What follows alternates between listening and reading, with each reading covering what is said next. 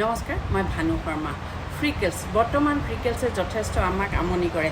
ফ্ৰিকেলছ বিভিন্ন কাৰণত হয় যদিও বিশেষকৈ ৰ'দ, হৰম'ন ইমবেলেঞ্চ আৰু আমাৰ খোৱা খাদ্যৰ কাৰণে হোৱা দেখা যায়।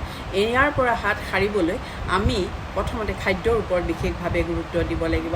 খাদ্যত ভিটামিন চি, ই আৰু B12 জাতীয় খাদ্য খাব লাগিব।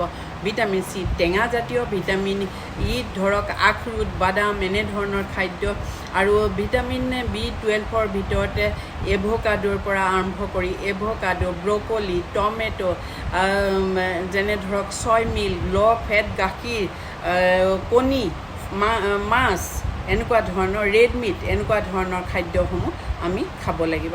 ইয়াৰ উপৰি এটা সৰু প্ৰলেপ আপোনালোকক কৈ দিছোঁ, চাউলৰ গুড়ি আপুনি এমুঠি ল'ব আৰু তাৰ লগতে ল'ব আপুনি অকণমান হালধি লৈ পেলাই আপুনি মিক্সিত পেষ্ট কৰি দিব।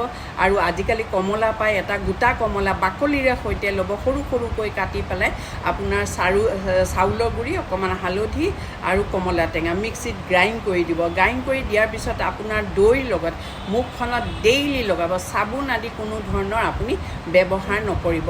ইয়াৰ উপৰিও আপুনি জাইফল আৰু জ্যেষ্ঠমধু ধুনীয়াকৈ সমান পৰিমাণলৈ সিজাব, এটা স্প্ৰে বটলত থৈ দিব। সেয়া আপুনি টোনাৰ হিচাপে ব্যৱহাৰ কৰকচোন, আৰু সেইটো আইচ কিউব হিচাপেও আপুনি ব্যৱহাৰ কৰিব।